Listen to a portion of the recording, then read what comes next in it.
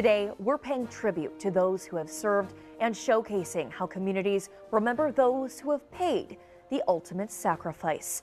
Welcome to We the People. I'm Alexandria Manthe. We're celebrating America's 250th birthday all year on 13 Action News by telling the stories of people here at home who have helped shape our nation. Today, the moments that have changed our nation. We'll meet those who are reflecting, remembering, and teaching the next generation. Myrta Gashar Jordan says September 11th, 2001 started like most other days. But as the horror of that day began to unfold, she got a call from her husband, Rob Gashar, who worked on the 92nd floor of the South Tower of the World Trade Center, as he was watching what had happened to the other tower. And he said, I'll call you when I find out if we're evacuating. And we said our goodbyes, the I love you, hung up. That would be the last time she heard his voice. It was just a true love story. It was a fairy tale, and it was ours. And now I share that with the world.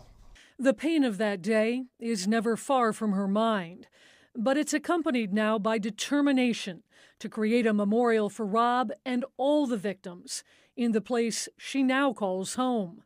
Myrta moved to the Toledo area in 2008 to be with family members. I was born and raised in New York, and to see so many people come together, unite, and to care about each other, and that love that was there on those few months of recovery, it was amazing. My heart is always with New York, but this is home. This is home for sure. Myrta approached Bedford Township leaders and the library about creating a memorial here. She says a place dedicated to learning is the perfect fit, and she's especially focused on helping the younger generations know the story. We are responsible for them to know this history. And I hope that comes across.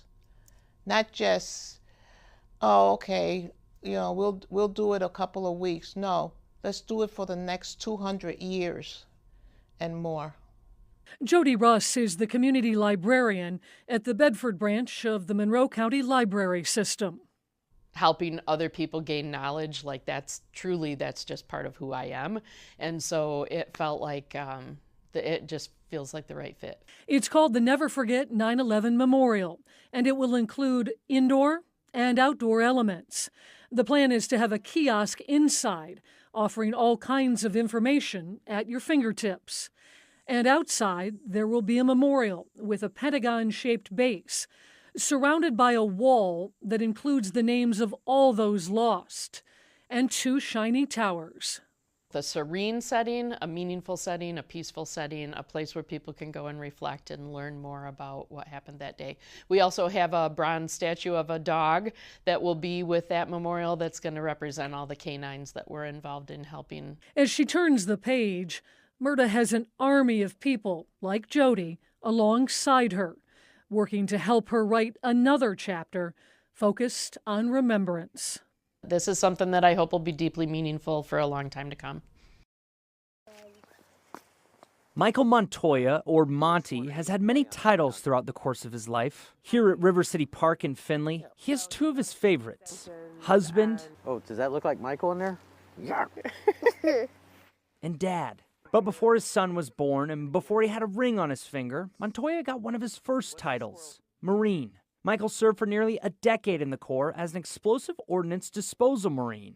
Ultimately sought to neutralize or remove explosive hazards. He was sent to the Middle East as a teen just 9 days after becoming certified, at a time when the Iraq War was ramping up. So I did on-the-job training for EOD in Fallujah. In 2010, Montoya was honorably discharged from the Marines, but his love for service didn't stop there. He then took his knowledge, experience, and passion and put them toward a new title, teacher.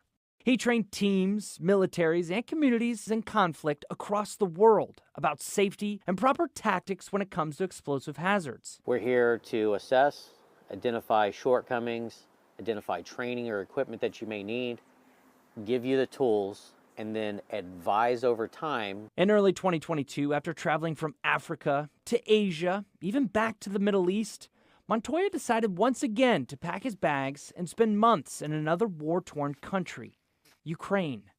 Everything's okay, dear. I love you. Just stepped on a little mine, part of my foot. While clearing a field of landmines, Montoya stepped on one. Within that first few seconds, looking down, seeing it, wave my hand, okay, I'm an amputee. That was it. Though he had to amputate his foot and was facing years of surgery, rehab, and relearning, that never stopped him. Instead of taking a step back, he took a step up. Montoya and friends created a nonprofit called Invictus Global Response. And for the past 2 years, his team has provided landmine removal, training, and humanitarian aid at home and abroad.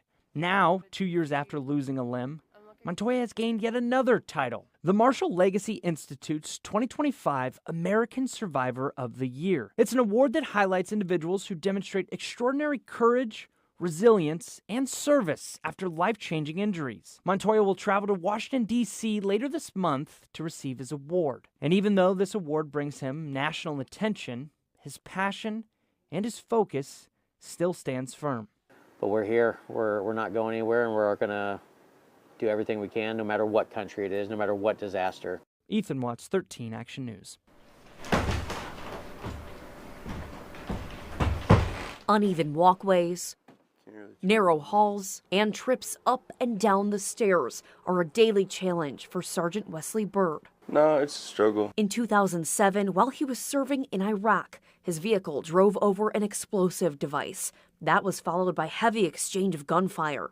The first thing I remember everything going brown and black, and then it raining down nails. And then all I could hear was, Birdman, Birdman, Birdman, you good? And that was my gunner. And I was like, yeah, I think so. My vest was all blown open, and it was kind of weird. Sergeant Bird was diagnosed with complex regional pain syndrome after suffering both a spinal cord injury and a traumatic brain injury. He also has stage 2 lung failure. Now he spends most of his days with a walker or in a wheelchair.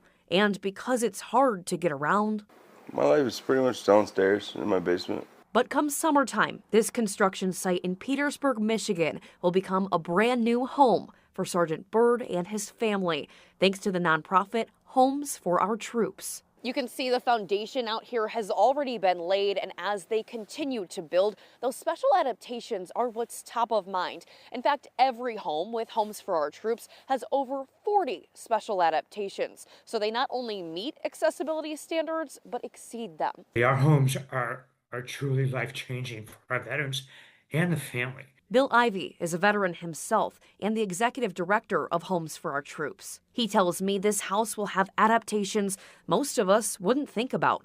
For example, lower countertops so Wesley can sit in his wheelchair while cooking. Even the windows will be set lower so he can open and close them from his chair by himself. When I asked Wesley what this means to him, freedom, man, is freedom. I don't know. Freedom for a man who fought so hard for ours. I'll be able to be a part of the family again. That's a huge part. And being able to tuck my daughter in at night, that's huge. Still ahead, an annual tradition that honors veterans and a memorial grove created to remember the people we've lost. We'll be right back.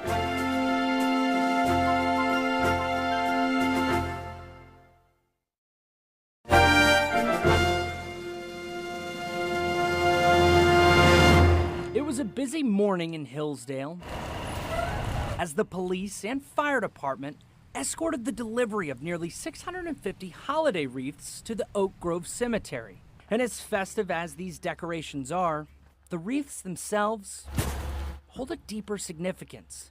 It's just very meaningful. It just starts you in the right frame of mind, the right spirit of giving and being appreciative of what everybody else has done for you for our freedom. Diane Paul is the coordinator for Wreaths Across America for Hillsdale.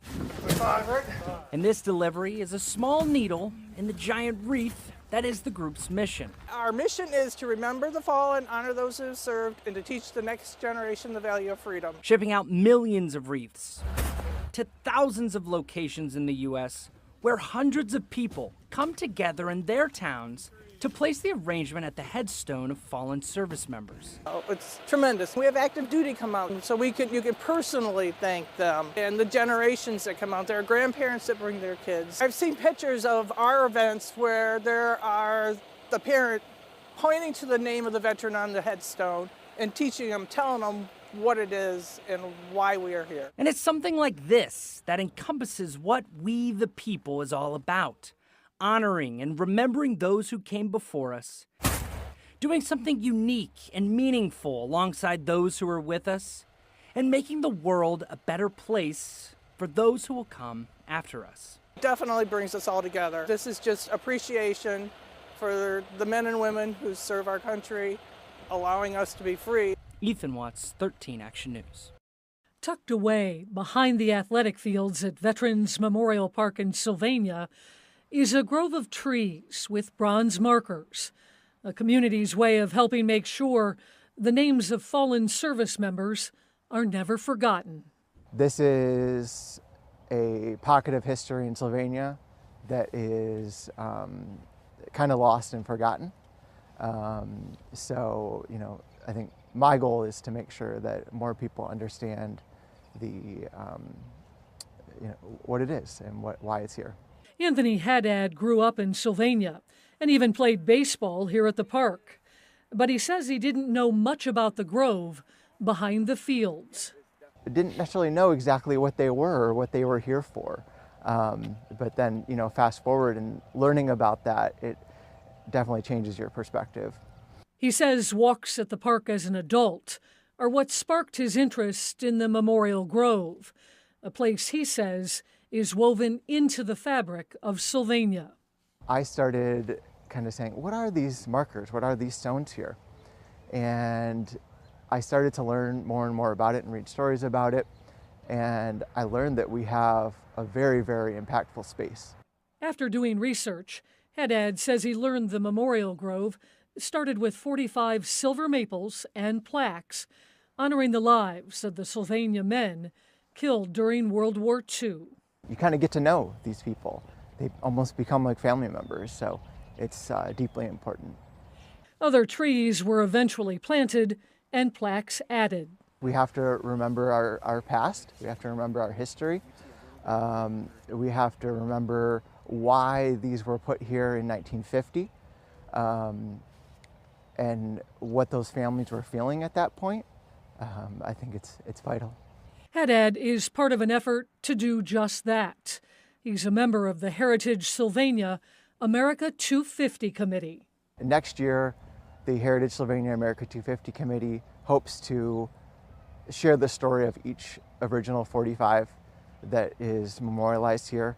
They matter, and we cannot just let them go by the wayside and be forgotten. When we come back, a story about service and the people who answer the call on our hardest days.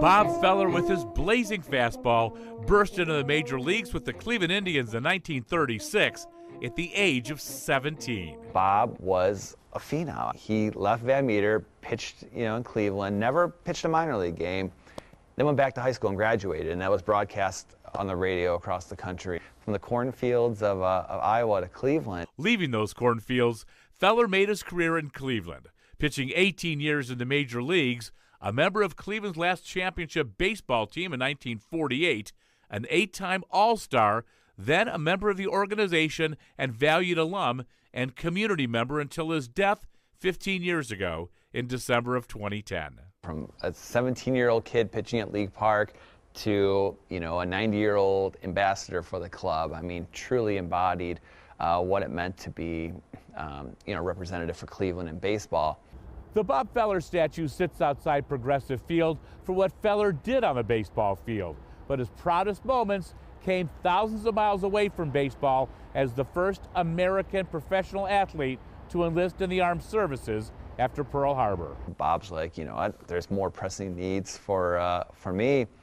The Navy and the government, they wanted Bob to be more of a spokesman. Bob's like, I want to serve, and he goes on the USS Alabama and is in combat. That was one of the highlights of his career. The Heater from Van Meter, Rapid Robert, and Bullet Bob among his nicknames. He pitched 3 no-hitters and 12 one-hitters, won 266 games, despite missing almost 4 complete seasons in his mid-20s for World War II, getting elected to the Baseball Hall of Fame in 1962. But the greatest pitcher of his generation, most proud of being a member of the greatest generation. We arrived at the Allen Clay Joint Fire District before our interview did. Because when you're a first responder, the job comes first. I've never lived anywhere else but Genoa. I grew up in Genoa, went to Genoa High School. Firefighter EMT Michael Best was in Genoa's class of 1970. Oh, yeah. And then next year, he joined this department, where he's been ever since, minus his stint with the Ohio National Guard. A friend of mine that I hung out with joined the fire department.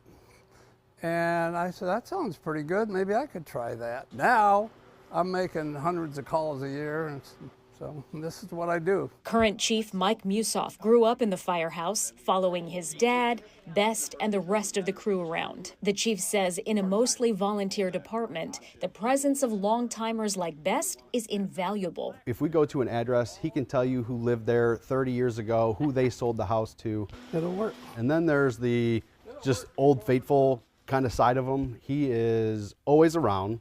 If he's not working on shift out here, he's responding to almost every call in town to the other station. So 55 years and thousands of runs later, some might look at you and say, aren't you tired? That's a pretty demanding job. I am not tired of this. Karen knows I smile when I go out the door, and I couldn't sit in a chair all day. Beautiful Karen is a quiet but big part of Best's story. The couple met in 7th grade. She told me she knows what this firehouse means to her sweetheart, and he says he plans to serve it as long as he can. It's been quite a ride. And just as we were wrapping up our visit, cross streets are State Route 2 and Walbridge East. Duty called, and Best did what he knows best and answered it. In Genoa, Sasha Bray, 13 Action News. America at 250 is a celebration, but it's also a reminder of those who have served our country and the communities that remember their sacrifice. That's it for this episode of We the People. I'm Alexandria Manthe. Thanks so much for watching.